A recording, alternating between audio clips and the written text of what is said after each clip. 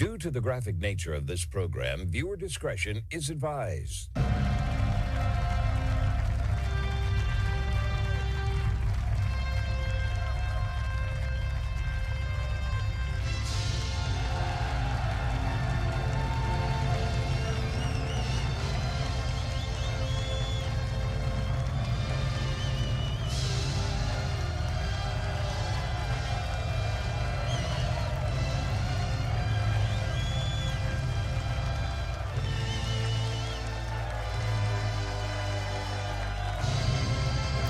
Hello everyone, it's the Tuesday, December 30th, 2025 episode of the Marco Gervais Show. Thank you for tuning in to hear all the relevant groundbreaking news here in America and around the world, the only show where the facts are facts and hard truths thrive. Don't forget to follow the show wherever you get your podcasts, now available on all streaming apps. Let's get down to business with our best hour of radio, uncensored and ready to go. I want to talk about the meeting between Zelensky and Trump that just took place over the weekend at Mar-a-Lago. And Zelensky left the meeting saying that the United States is now offering Ukraine security guarantees for a period up to 15 years of a proposed peace plan that was presented to both Zelensky and Putin. He would like a commitment, though, however, of up to 50 years to deter any type of Russia invasion of its neighbor by force. So on the abstracts of all this sounds like Zelensky's coming around to the idea that he has nowhere to go. He's boxed in right now. Anyone that could look at this can see that. He was on with Breitbart yesterday, saying that, yes, there are going to be elections. Obviously, he's the lame duck. He's outgoing. And you know what? I don't think that Zelensky's going to agree to anything from here on out. I think he's going to play out this role, this idea that he's this great leader of Ukraine. He's the savior of his people. Until someone real comes in that can obviously negotiate for this. And I say that because he's not even the real president right now. He's the de facto president ruling by martial law.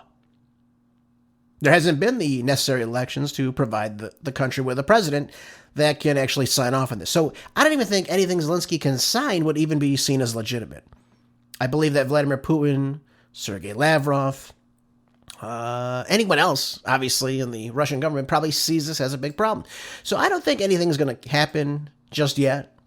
As far as any real peace agreement, I think Zelensky will set the motion for that. But I think Zelensky realizes he is nothing right now. He's absolutely nothing. He's just a talking head. And I think over time, what we'll see here, once these elections actually do happen, and we possibly get a pro-Russian leader maybe in position, I think then you'll see some sort of concessions between the two countries. I do like the idea of a security agreement. Putin obviously wants this as well. He wants a peace agreement. He doesn't want just a ceasefire, which again was the first thing proposed. And in these meetings between Kushner and Witkoff, with the Russian government and the Kremlin, they're coming to realize the same thing. You know, that 20-point peace plan is starting to drop down quite a bit. I think you'd all agree with that. But Trump said he would consider extending the United States security guarantees for Ukraine beyond the 15 years, is what Zelensky has stated to the press, and that the guarantees would be approved by the United States Congress, of course. That's the way it would have to go because it's a treaty, as well as by parliaments in other countries involved in overseeing any settlement. Zelensky then went on to say that the 20-point peace plan under discussion to be approved by the Ukrainians in the national referendum. Well, again, what else position do they have? What other position do the Ukrainians have? They have nothing. They're not holding any cards. They're losing land. Obviously, the attacks are continuing on by Russia. Russia is fine with what's going on. But the misstep by Vladimir Putin in all this, the idea that this war is continuing on offers the idea of false flags, other nations coming in to aid and abet Ukraine. That's another big misstep by Putin. He should have just ended this war very quickly. He has not. And we all heard about the attacks of the drones at his residence. Obviously, they're blaming Ukraine. Ukraine is denying any culpability in this. So it's a whole big mess. It's a whole big mess. But the United States, I think the EU at some point will come around to it, even though right now they're very much set on continuing this war. We have Kremlin spokesperson Dmitry Peskov said Monday that Russian President Vladimir Putin and Trump were expected to speak in the near future, but there was no indication that the Russian leader would speak to Zelensky. Again, he sees Zelensky as nothing, because that's what he is. He's the de facto leader. He's just a talking head. He's not elected anything. There really is no president of Ukraine right now. He's just kind of the figurehead. Then, of course, we see Macron in France playing the same thing, saying that Kiev's allies will meet in Paris in early January to finalize each country's concern and their contributions to these security guarantees. So, again, maybe it's saving face. Maybe he wants to play both sides. Who knows with Macron? They're all just baseless at this point. How are they going to fund this themselves? How would Starmer, Macron, Merz fund this? They wouldn't. So again, it's a dying position for them. I think they're really starting to realize this, that Ukraine is simply just losing all their best men here, sadly enough to say. I mean, again, you're even seeing some enter Poland right now to avoid any conscription of going into this war and being sent to the front lines, which again is a death sentence. Zelensky, as unpopular as he is, I think understands all this. He understands all this. By the way, they really want this Zaporizhian nuclear power plant, one of the biggest in the world, by the way. So they're really kind of going through the concessions of who gets what. But again, that all falls on Vladimir Putin. If Putin wants that nuclear power plant, you better believe he's going to get it. You better believe he's going to get it. Otherwise, or maybe he's going to find some way to sell that energy to Ukraine, who knows. But it's going to be on Putin's terms. It's going to be on Lavrov's terms. It's not going to be on Zelensky terms, or even the United States, or Macron, or Merz, or Starmer. It's going to come from Vladimir Putin. What he wants is what he's going to get. And I just hope it ends sooner than later. So again, I'm all happy about these, talks. I don't see much coming from it. And like I said, Zelensky's going to play his days out as the leader in this war. That's the way he's going to see things out. Also meeting yesterday with President Trump was Benjamin Netanyahu, as I said on yesterday's show. And the two were in lockstep during this press conference they had afterwards at Mar-a-Lago. Trump said that Israel has lived up to its commitments in the Gaza ceasefire plan 100%. I mean, that's an amazing statement to me that he actually made that statement. Really? They haven't honored 1 second of this peace plan, President Trump. What are you talking about? Despite the U.S. reportedly scolding Netanyahu for killing a top Hamas military leader in Gaza earlier this month. They've killed 411 people. It's hilarious. Israel can do no wrong, right, folks? I mean, come on. 100%? They've done everything 100%? No, they haven't. Day one. They didn't even release Marwan Barghouti, the number one person that Hamas wanted. Netanyahu originally signed off on it and then, of course, decided not to release him. So right off the bat, during the hostage exchange, it didn't happen as was planned. Then instead of having 600 aid trucks entering with food and supplies and water and what have you, they shifted that down to 150. Then you add the constant shelling, the bombings, the airstrikes, the attacks on residential homes, continuing on, the shooting of people behind this imaginary yellow line that we've made somehow. I mean, what's honored by Netanyahu? Nothing. I can't see a damn thing he's honored. The refusal to have a Palestinian state, too. Again, that's in the peace plan as well. Nothing's been honored here, but again, they tell you everything. Again, it's smoke and mirrors with this whole situation. Trump wants everyone to see that, or at least the appearance of a ceasefire being held up, so he can say, look at me, I'm promoting peace. Now, whether or not he wants peace, only he can say that. Obviously, he proposed the plan, but they're not following anything. They're not honoring anything. What is going on here? Let's call a spade here. Nothing's being honored here, really, by either side here, aside from the hostage swap that took place. It said here that presidents sought to ramp up pressure on Israel's adversaries, telling Hamas to disarm quickly or be wiped out. How much more can you wipe out in Gaza, folks? 83% of the country lie in ruins as of a couple of weeks ago. God knows it's only increasing. even suggesting Arab countries might intervene militarily if Hamas refuses to abide by the contours of a peace deal signed in September. They never agreed, by the way, to fully disarm. I want to tell everybody that. They didn't agree to that. They're already getting their civilians killed in the streets, are they not? What, are they going to hand in all their weapons?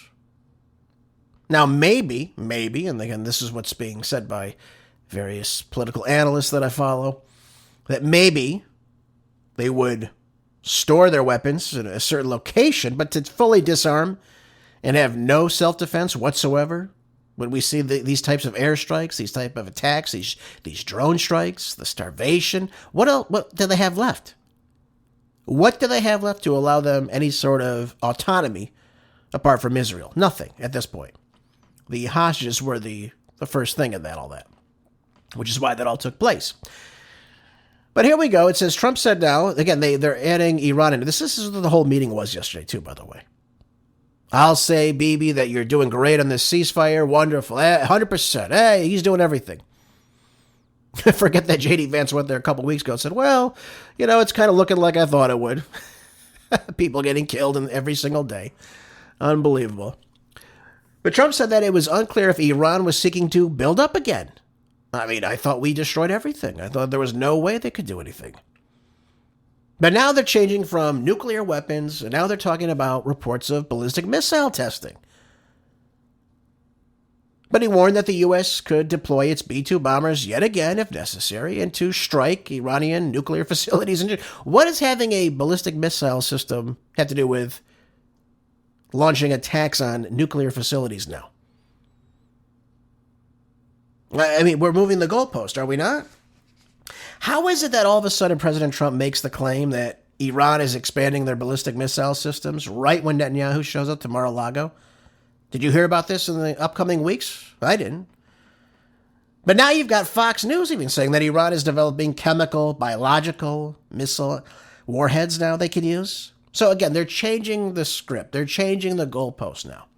First, they couldn't have a nuclear weapon. Right? They call us Big Hitler, them Little Hitler, or whatever they call them. I don't even know. The Little Satan, Big Satan, I don't know. But we go back to March of 2025.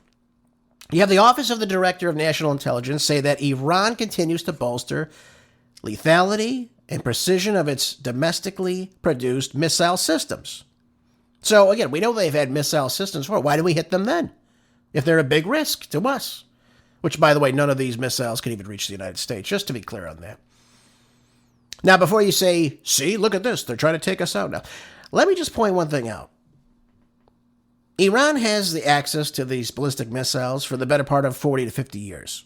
Just so we're all clear on this. In the mid-'80s, they received the Scud missiles, the Scud-B missiles, to be more precise, from Libya, Syria, North Korea, among other countries during the Iran-Iraq war. So today they have roughly 30,000 ballistic missiles in their arsenal.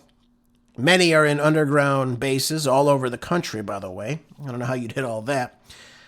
They've got short, medium-range missiles to stave off really American attacks. This is why they have these. And, they've been threatened for 3 decades now by the United States. It didn't just start over President Trump. This has been going on for 3 decades now. Think about the U.S. base, the radar systems in Qatar that were damaged too by these missile systems. So the real reason they have these isn't to hit the United States, but they can really do some damage and attack their neighboring countries that might pose a threat to them. Think Israel. But they can also hit U.S. military bases all over the Middle East. Again, a big issue. I think we all can agree on that. And again, they've been preparing this because they know Israel's going to attack again. I told this to you weeks ago. It's just the way it is. Let's look at some of these missiles they have, though. They really are the most advanced country, I think, in the region for all this, by the way. So they got these medium-range ballistic missiles. They have the Shahab 3 variants they could use. They can hit Israel anywhere and by the way, any country in the Middle East, probably reaching to Eastern Europe too, by the way, should they have wanted to do this. Then they have the Ghadir 110. These are improved versions of the Shahab 3 variants. They're faster launch pads that take place. You have the mode guided reentry missiles that they have, the ability to adjust the path as it falls mid-descent. They're great for dodging defense, and it hits the targets more precisely. Then you have the Sigil. These are solid fueled, so they're always ready to launch. They're a faster launch. They're more reliable. And they have these two-stage series, too. So the two rocket systems allow it to, basically, it takes off, and then it can propel yet again. It's really sophisticated stuff when you think about it. And it offers a longer range to fire. Then you have the Karamshar missiles. These are the missiles that they have that can be launched up to 2,000 kilometers. Heavy payloads with, again, lighter warheads, possibly could exceed the 2,000 kilometers. Again, they've got stuff that they can hit people with right now. And since this 12-day war with Israel, they've come to their senses and said, you know what, we're going to keep building these now. We're going to continue on with this. And by the way, just so we're clear, there's 30 other nations in the region also have ballistic missile systems as well. It's not just Iran. But Iran has, in the region, the most advanced ballistic missiles of any other country, I would have to say. Again, none of which can reach Western Europe, let alone the United States. So why have the goalposts changed all of a sudden with this meeting with Netanyahu? Right? That's what I'm asking myself. We shifted from the threat of nuclear weapons to now if Iran is expanding their ballistic missile system and capabilities, we're going to attack them again? Again, this is a nation that has not declared war on the United States, does not jeopardize their national security, but Netanyahu wants Iran weakened so they can continue to advance the Greater Israel Project. That's what it all comes down to. And the assertion to make a deal holds no water. I would have to say, why would you make a deal, right? With the United States, we already saw this. I'm sorry to say this, but we've blown that with the Iranians. They're not going to trust anything Trump says. After the last type of meeting we were going to have with them, back in early June, right, we were finalizing negotiations with them, and right before we give Israel the green light to strike them. Yep, we were complicit in all of that. And they know that now. Trump championed it right away. So this idea that they want to make a deal, how could they trust it? How could they trust a deal that we were going to sit down and actually, in good faith, do this? I can't see that happening. That's why I said this is horrible that this happened. A great plan was ready to take place, and we let it go to waste so Israel can bomb them?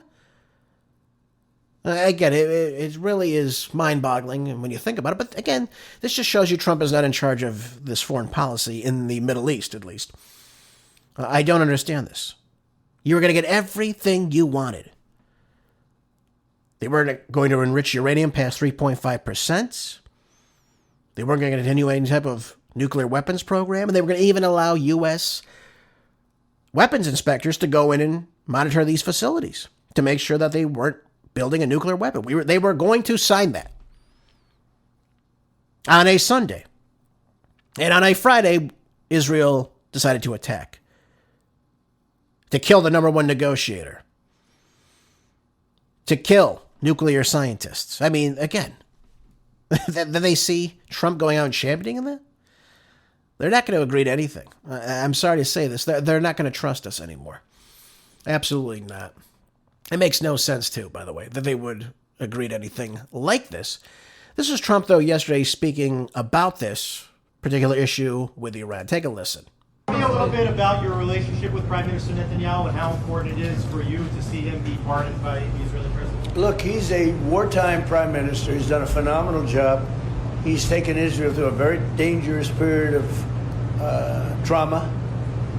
Israel, with other people, might not exist right now, if you want to know the truth. That's a pretty big statement, but it's true. I feel that. You had the wrong prime minister. Israel right now would not exist because they were met with a force the likes of which very few countries could have handled. And we worked together, and we were extremely victorious, to put it mildly. Now I hear that Iran is trying to build up again, and if they are, we're going to have to knock them down. We'll knock them down. We'll knock the hell out of them, but hopefully that's not happening. I heard Iran wants to make a deal. If they want to make a deal, that's much smarter. You know, they could have made a deal the last time before we went through, you know, a big attack on them, and they decided not to make the deal. They wish they made that deal. So I think, again, they should make a deal. Okay. Well, they should make a deal. They shouldn't make it. Yeah, they weren't ready to make a deal. You're the one that came out and let them bomb them. Otherwise, we would have had a deal right now. You may have had the Nobel Peace Prize. Well, you probably would have had it because you had to have the initiation way back in January. But you would have been on your way to another one, President Trump, should you have wanted that. Everywhere we look, though, war is popping up all over. And again, it's very alarming to see all this. And by the way, just so we're all clear on this, there's some other provisions in this this meeting that took place. Obviously, the pressure to have Hamas disarm. I don't think that's ever going to happen. Obviously, we just talked about the threats, supposedly or allegedly, to now strike Iran again, should they be building ballistic missiles. President Herzog of Israel denies Trump's claim to pardon Netanyahu. I don't know why we have any interest in that. Trump and Netanyahu also talked about an understanding on Syria. Apparently, the hand chopper, the head chopper, Ahmed al-Shara, is okay, right, in his book. They wanted them to get along. I don't know what's going to take place as far as that. But they wanted them to get along, is what I took from this article in The Hill. I don't know how the diplomacy will work between them. Right now you have Israel bombing the hell out of them. We've seen this happening. Netanyahu said that our interest is to have a peaceful border with Syria. Right, okay. Adding that Israel wants its Druze allies and other religious minority groups in Syria to be safe.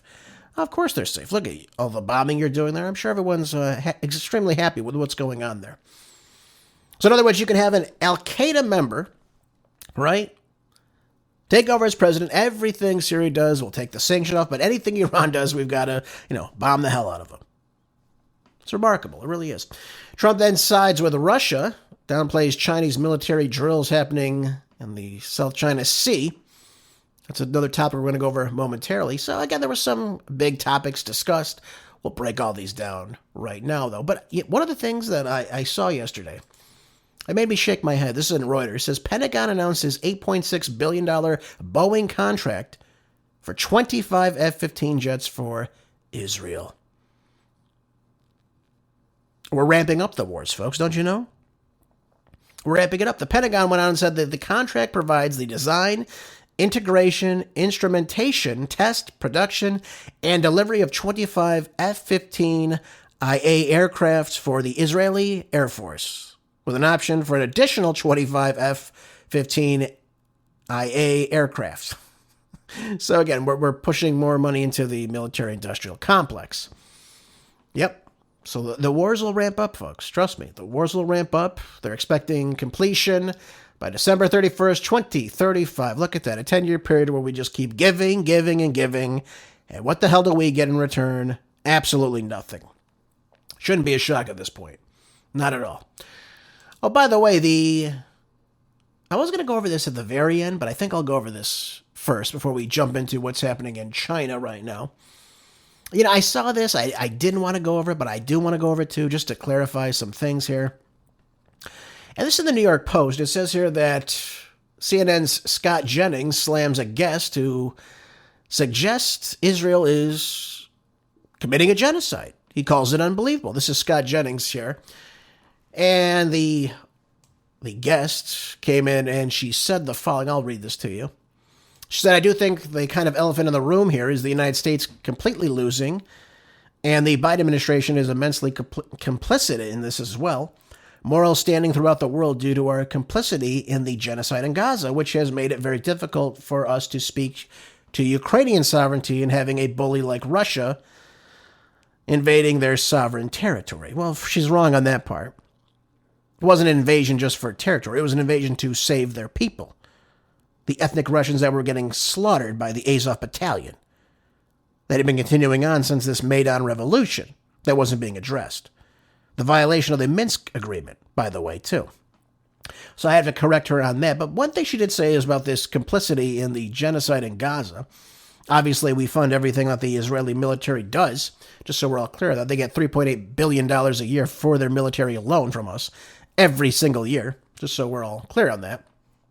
But Scott Jennings chimes in. He says, we have time for the anti-Israeli propaganda. Unbelievable. And he goes, honestly, I don't understand. Israel's our ally. Not a single word in your speech for the atrocities that were committed on October the 7th. Not a single word for the idea that Israel has every right to defend itself. Not a single word for the fact that Hamas now is killing people inside Gaza, their own people.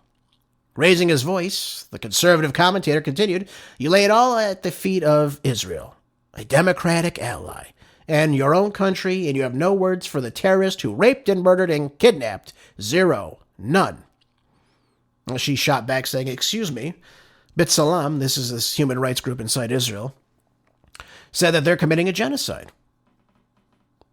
So again, I want to address this because this is very, very important.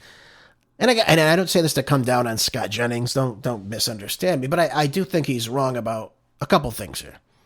And I want to address this because we need to address these things because nobody else addresses these things.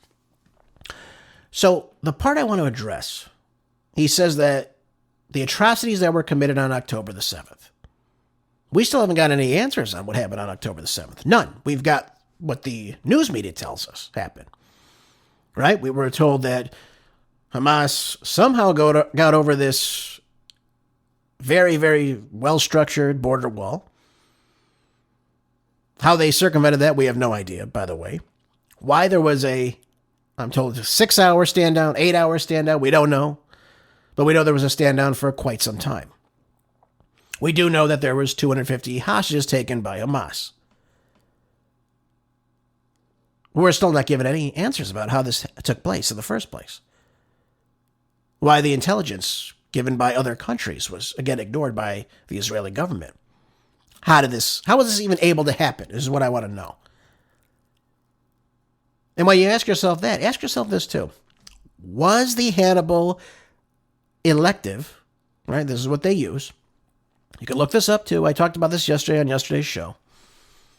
Was that directive used on October 7th? And what they use this for is that they will shoot their own citizens in order to prevent any type of any type of hostages being taken by Hamas into Gaza. So in other words, if a service member is being carried away and they see this, they will kill that person. I'm told that this was used that day.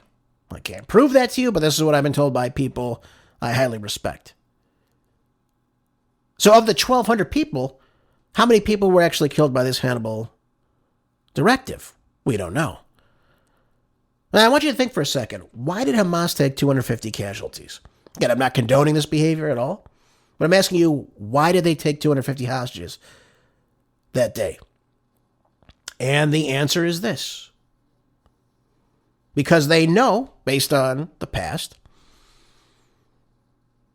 they know that when they have hostages, and Israel wants those hostages released, in return, they can get their own hostages back to Gaza.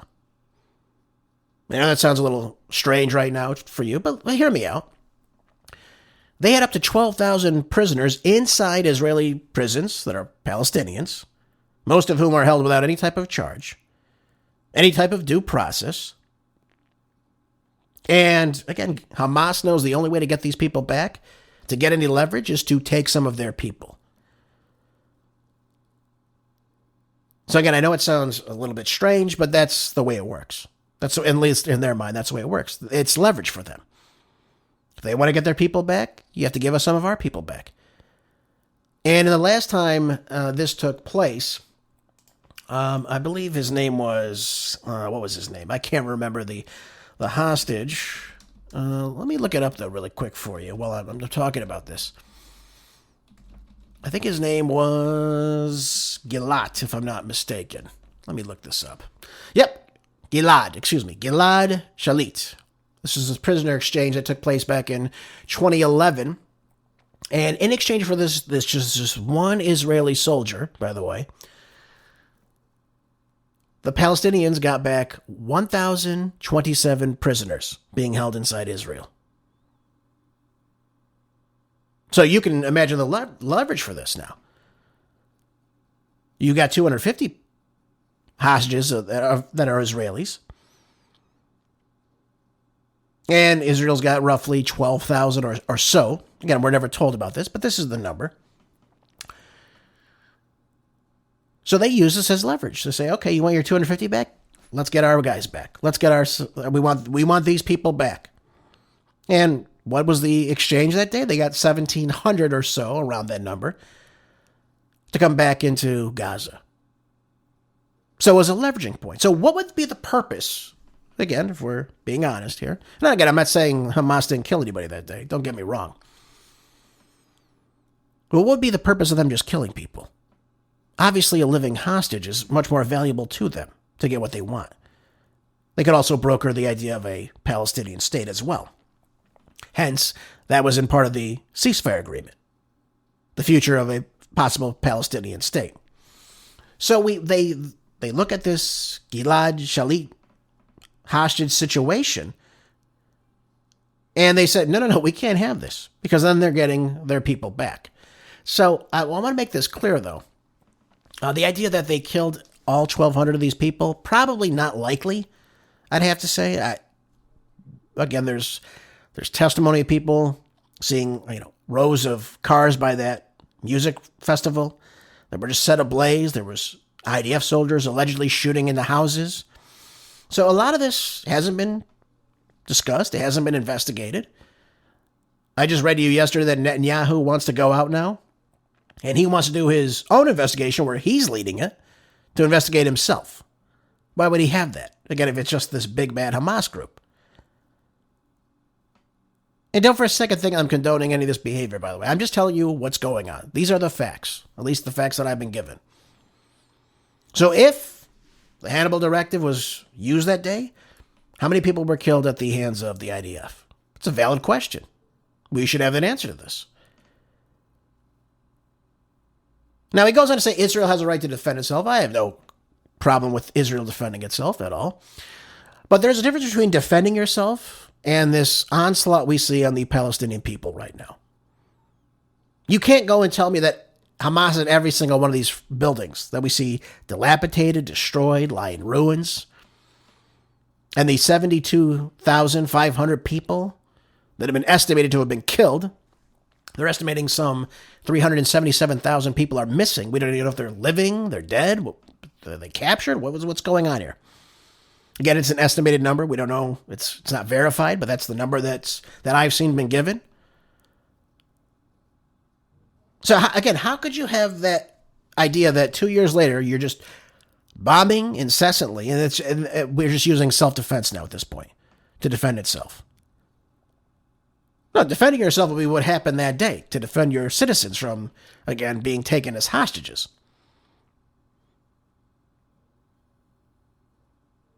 But then he goes on to say, not a single word, this is how he ends, he says, not a single word for the fact that Hamas right now is killing people inside of Gaza, their own people. Well, they're killing people that were being spies for the Israeli government. Those are the people they're killing. They're not just killing citizens. Again, not condoning it. I'm just telling you, this is what they're doing. These are who they're killing. They're just killing citizens. And then he says, well, he closes with saying, and you have no words for terrorists who raped and murdered and kidnapped. Zero, none. We were told about the rapings, the beheadings that day. Again, we found all this abhorrent, as anyone would imagine. But the rape was not justified. It was a baseless claim. It's been debunked since that. There was one woman who they asserted was raped by Hamas.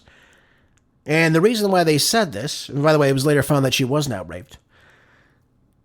She had her hands behind her back, they were tied, and there was blood on her hands and the blood on the back of her pants. So they assumed that rape occurred, and this was happening throughout what took place that day. They later find out, though, that this woman, I believe she was also in the IDF that day. She's a part of the IDF, rather. She wasn't raped. There's been no other cases of anyone being raped that day. There's been no cases of beheadings or beheading babies or babies in ovens, whatever. I mean, these situations that we're told, that, again, that all of us curl when we hear these things. It's disgusting to hear this. But there's no substance to any of this. Again, we know people were obviously abducted. 250 people. We know people were murdered today, but do we know that Hamas was the only one doing the murdering? That's my question. Obviously, I find it awful that this happened. It shouldn't have happened. I don't want this to happen. I don't think anyone listening would want this to happen to anybody. But if the IDF did kill people that day, and there is strong evidence that this happened, what does Scott Jennings have to say about that then? Anything? Does it condone what's happening right now in the Gaza Strip, where 411 people have been killed since the so-called ceasefire began? The airstrikes that have been continuing on, the use of drones that have been used to kill people. We didn't even know the numbers. We don't have all the records. Again, all these buildings have been destroyed. Hospitals have been destroyed. We're seeing kids coming in with bullet wounds to the head and the chest. How can you say that? Again, the idea is that we're not shooting these people. We're shooting Hamas. Hamas is using them as human shields, right? That's what we're being told. Now, how do you shoot a child in the head and in the chest and say, we're going for the guy behind him? How do you do that? It just doesn't seem right. A lot going on, folks. A lot of things not being discussed. Again, it brings me no joy to tell you any of this, but this is the reality of the situation. You've seen some of the footage, I'm sure, if you've taken 10 seconds to look online. I remember I saw recently a young girl, probably a couple months right before the ceasefire either started or happened. Young girl carrying water, blown up by a drone. How could you tell me this is just about Hamas? Then you look at people in makeshift tents. You have the words of the Israeli politicians that say some of the most abhorrent things about the Palestinians. Again, we're not talking about just Hamas here. We're talking about the Palestinian people here. Hamas should be held accountable for what happened that day. But you cannot tell me that 83% of the country lie in ruins and this is somehow self-defense or justified. You cannot say that. And when you look at the overwhelming number of the people that have been killed, the vast majority are women and children, or people that have nothing to do with what happened on October 7th. Nothing at all. Before we go on to our next article, I want to play you, again, just so we're all clear on this, a aspiring Israeli politician saying everything I'm just saying to you right now. This is what they're saying out loud. They're being brazen about this, about their goal to have Gaza become 100% Jewish, ethnically cleanse the region. And you'll know exactly who this is when he starts talking. Joining us now from the Knesset is Jonathan Pollard. Shalom. Shalom, Yoni. So you participated in a session in the Knesset which called for Israel to resettle the Gaza Strip with Jews. And Jonathan, some feel that today the consensus in Israel is not with you on this issue. No, I actually feel that the consensus would support a return to Gaza as completely as we can. I think a lot of the polls have been mistaken, and they've been poorly worded. I've seen better polls, and they all indicate that a complete return to Gaza that's been cleared of its current Islamo-fascist population would probably be an acceptable solution as far as most Israelis are concerned. Okay, so he goes on still. I'm not going to keep playing it for you. They're being brazen about this, about what they're talking about. They're saying it right out in the open. I told you before, it was either Smotrich or Ben-Gvir said the same thing. All of Gaza will be Jewish. Now you have Jonathan Pollard, who is an Israeli spy, went to jail for this, by the way, who the Trump administration let go back to Israel, coming out and saying exactly this. Gaza will become Jewish. How? So let me ask you this, folks, listening. How will Gaza become all Jewish? One of two things has to happen. Either everyone willingly leaves, or are forced to leave, or everybody dies. There's no two ways about it. There's no two ways about it. And look who you have working to reconstruct the Gaza Strip. You have Steve Witkoff, and you have Jared Kushner. Now, some of the big players coming in to modernize this, Riviera of the Middle East, so-called, right? That's what Trump called it originally. All these are causes for concern. And when people are speaking like this and saying these things out in the open, so everyone can hear it, you say to yourself, wait a minute. You're not letting aid into this region. You were bragging for 3 months you didn't let aid in this region. You have children starving. You have people in makeshift tents on the beach, for God's sakes. Again, it's cold there right now. It gets cold in the wintertime. Not as cold as, parts of the United States, but it gets pretty cold there. Mid-40s at night. It's cold. And if you have no provisions, no blankets, you could die from that. Hypothermia could set it. No access to electricity, barely any access to running water, medical supplies, anything. And who's controlling everything that goes into this region? It's Israel. So we need to be, again, aware of all this. So, I hear this, Scott Jennings say this. How could you say this? Well, are you looking at what I'm looking at? Because it's all right there. It's all right there. Anyways, just wanted to bring that up for everyone so we can break that down as well. Again, I implore you to do your own research on that. The AP has Chinese military drills now around Taiwan, resuming for a second day, aimed at warning external forces. What are they talking about here? Well, now for a second day now, we've had these joint live fire drills around the island of Taiwan, which Beijing called a stern warning against any separatist and external interference forces. That'd be us, by the way. Taiwan is now placing forces on alert, calling the Chinese government the biggest destroyer of peace. Yep. Well, they want that island, don't they? Since Taiwan's aviation authorities said that more than 100,000 international air travelers would be affected by the flight cancellations or diversions. No. Yeah, it's all happening so fast, isn't it, folks? It's all happening very, very fast. The 2 days of drills, dubbed as Justice Mission 2025, came after Beijing expressed outrage at what could be the largest ever U.S. arms sale to the self-ruled territory, and a statement by Japan's Prime Minister, Sanai Takachiki, saying its military could get involved if China's actions against Taiwan take place. China says Taiwan must come under its rule. They've said this. They're very brazen about this, too. Now, the Chinese military didn't go out and mention the United States and Japan in its statement on Monday.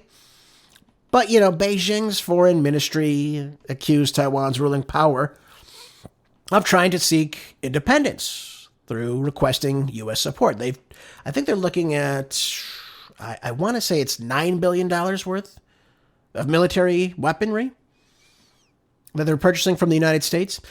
And on Tuesday morning, the official Xinhua news agency quoted a government spokesperson saying that any efforts to end that would be doomed.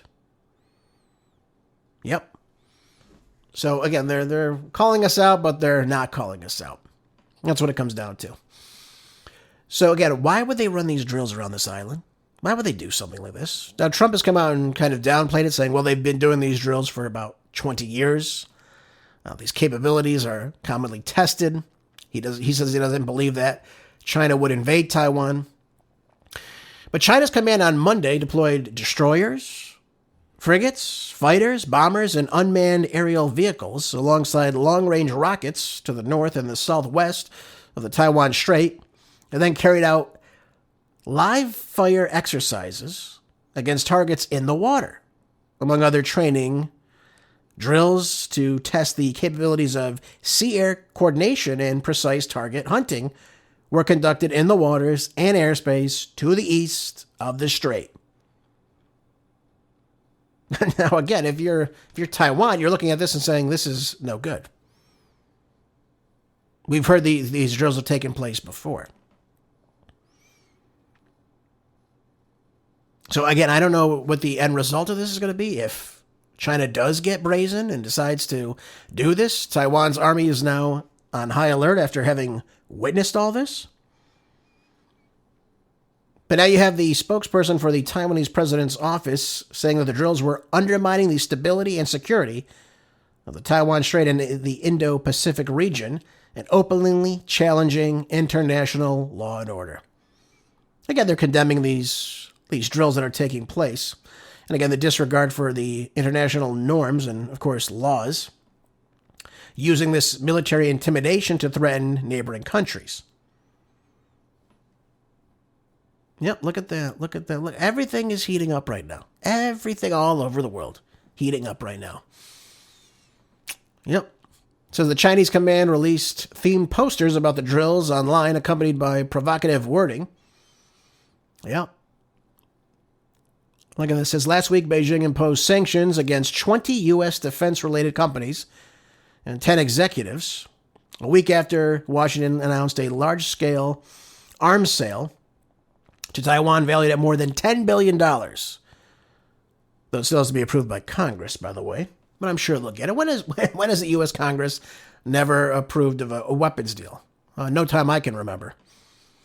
So China's on the move. It's important to understand this. China's on the move. Will we get involved in this one too? God only knows, but probably. We probably will.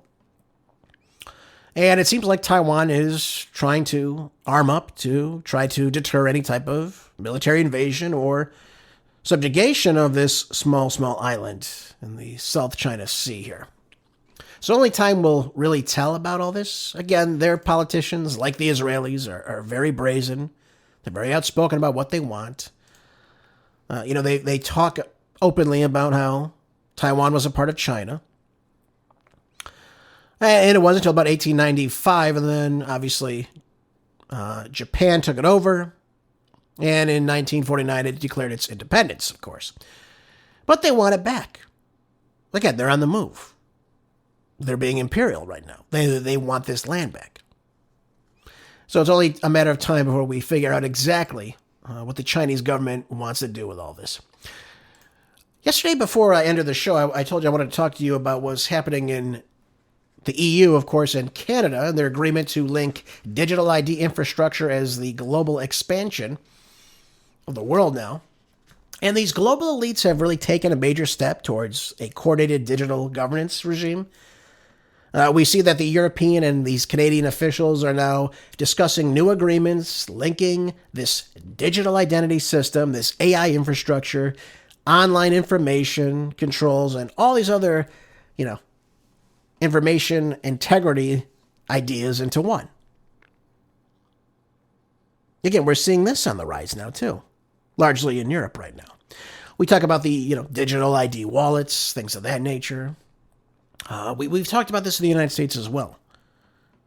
Right, we're talking about vaccine passports and digital vaccine passports and national IDs, all things that we should avoid completely. But this is becoming a cause of concern, especially for those living in the EU. And the Digital Credentials Agreement lay out a forum for these joint experiments, these harmonized technical standards, and of course, the testing of digital identity wallets. Think about what Keir Starmer was talking about. You won't work unless you have one of these electronic digital IDs. Otherwise, you're screwed. That's the way it comes down to. So these wallets will serve really as a software container for verified government-approved credentials for you. And again, it will allow the individuals, this is what they're claiming, to authenticate themselves across public and private systems. So in other words, you're living in a police state. You're living in a police state. So again, it's this cross-border digital identification infrastructure in the EU nations. Now, these officials have been pushing for this European digital identity wallet for quite some time now. And it wants to give each EU citizen a unified digital identity. So everyone gets a number probably, or what have you, recognized by government and commercial systems as well. So in other words, you're erasing your borders. You're all under one little veil, and you're controlled by the people at the top running the EU, like at Ursula von der Leyen. God help us all. Now, Canada comes into play too. Through Behind Europe has already laid the groundwork for its Pan-Canadian Trust framework and multiple provincial pilots. Yep, Canada's on the move to do this as well. And again, these bad ideas spread. It's only a matter of time before it comes right here to the United States. I think our neighbors to the north are a little bit more to the left than we are at this point, though. But look at this. This is all ridiculousness. It goes to show you how much control these people actually want to take. It said the plan goes further. As Europe and Canada will accelerate AI adoption in strategic sectors, unify regulatory approaches, and coordinate standards for high capacity computing and AI training infrastructure, essentially synchronizing how both regions build, govern, and deploy powerful AI tools. So in other words, you're living in a digital police state. The same thing they want for the Gaza Strip. They'll know everything about you. They'll know everything you do. Any conversation you have, any business transaction you have. Anything you pay for, obviously. And they will continue to control your life based on those things. You'll have a social credit score. They already have this in China. They want to implement this now for the entire world. But perhaps the most concerning section about this partnership concerns to cooperate on enhancing information integrity online. Now, we've seen some of this here in the United States as well. But it says governments are now pledged to invest in initiatives to shape media ecosystems by strengthening independent media by supporting local journalism. So in other words, you're going to have everything they want you to have. They'll have a state-run government media, all right, obviously. And your ability to access independent media is going to be going away. That's just the way it's going to be. We see the acquisition. We see the mergers of who owns Meta, who owns TikTok, who owns X, who owns Facebook. It's in the hands of a few people. And they know over time, again, YouTube, all these platforms, they now understand they have to start to censor the people on these platforms. That way they control the exchange of knowledge, like they once did when it was just radio and television. But they weren't anticipating what would happen with the internet. Anyone can come online now and type in a box, comment on a box, like a post, dislike a post, share their own information on the topic at hand. They can counter what's going on. So in other words, for example, we look at what's happening in Gaza. We were getting footage of children with, their faces blown off. I hate to say it that way, but that's what we were seeing. Limbs missing, bullet holes in the bodies, covered in rubble, dead, just corpses in the streets, starving children. We're seeing all this, and at the same time we're being told everything is just fine. Hey, it's just self-defense. Don't question anything. And as a result of that, we see Netanyahu getting very worried about this. They're losing approval in the United States, and they cannot afford to lose approval in the United States. So what do they have to do? They have to control TikTok in the United States now. Not for the world, but just for the United States. So again, they control the algorithms, they control the information you see, and they monitor what you see now. That's another part of all this. They can monitor everything that you see and do. And if you ever get out of line, guess what? They can shut that digital wallet right off. You can't buy anything, you can't work, you can't go anywhere. And have fun being free in that case, folks. I always told you, we need tangible, hard currency. That's what I always tell you. Make sure you carry paper money with you. Obviously, if you can invest in gold and silver, I always tell you, work with a financial planner on that.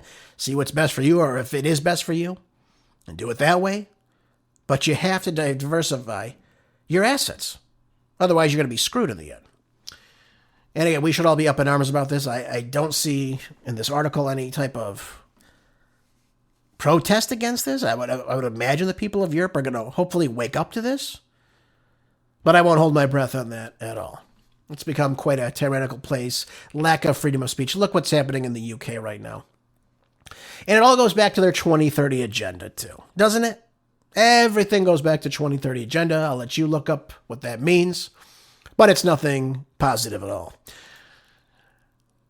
I got a couple of minutes left. Let me go over these two articles right now. This is in Just the News. It says, Bondi announces 60 people have been convicted of fraud in 4 Minnesota scams so far. Thank God. Thank God we've got an arrest from Pam Bondi. My God.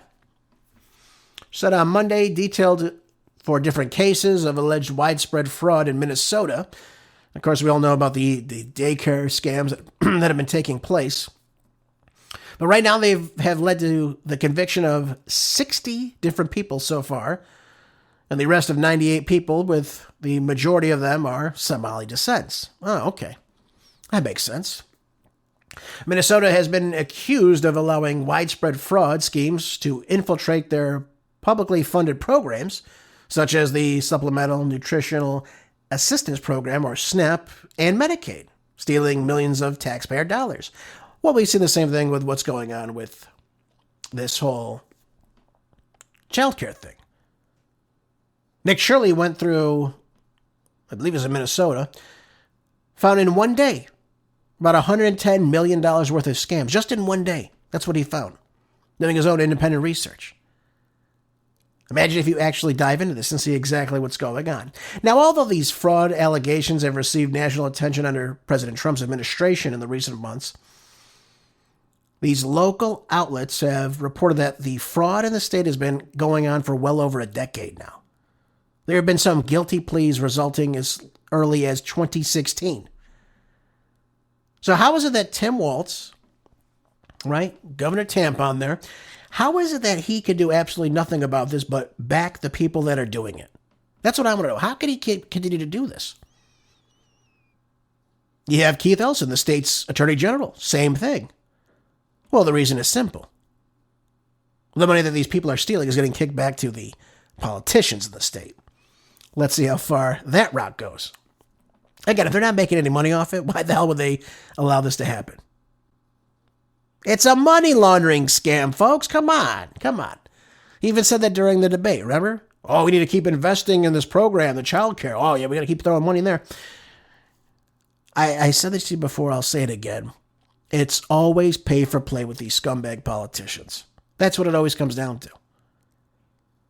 Now, Bondi said that the Justice Department has been investigating fraud allegations in Minnesota for months, and that the investigations have been a team effort with assistance from other Trump officials like Treasury Secretary Scott Bessent and Homeland Security Secretary Kristi Noem.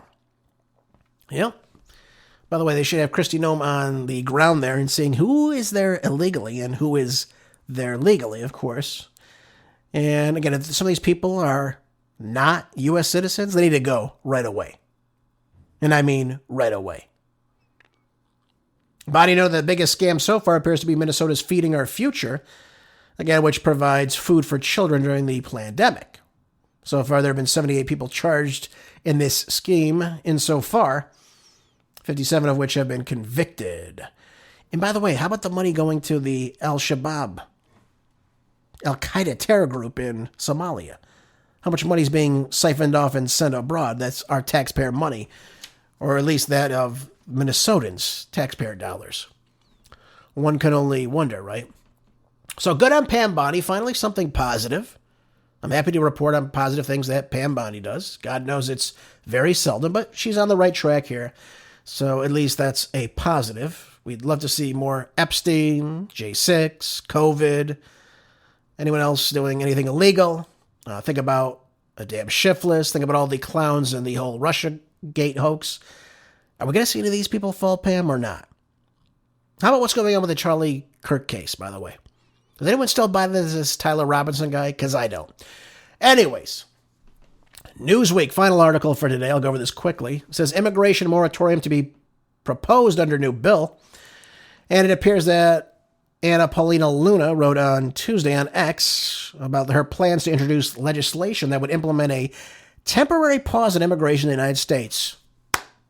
Thank you. Thank you. We've needed this for about, the last 60 years. But better late than never, right? She says that our immigration system is incredibly broken, and what you are seeing, there are many people who have come to this country and are seriously abusing it. Well, of course. Look what's happening in a lot of these. Again, by the way, it's not just the Somali population. This goes all over the country, folks. Gavin Newsom's homeless scandal lost $24 billion. It's unbelievable.